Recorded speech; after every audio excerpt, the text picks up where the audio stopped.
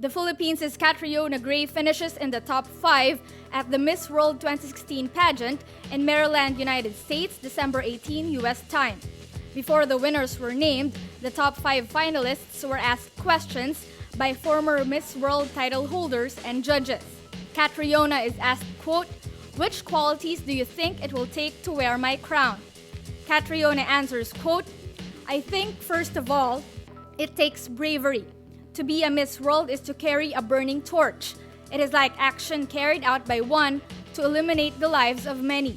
She adds, quote, "And I would dedicate my whole self, my love for the arts, and my voice to trying to uplift, empower, and educate people. And it would be my greatest honor and duty to hold this torch high enough so that all the world could feel and see its light."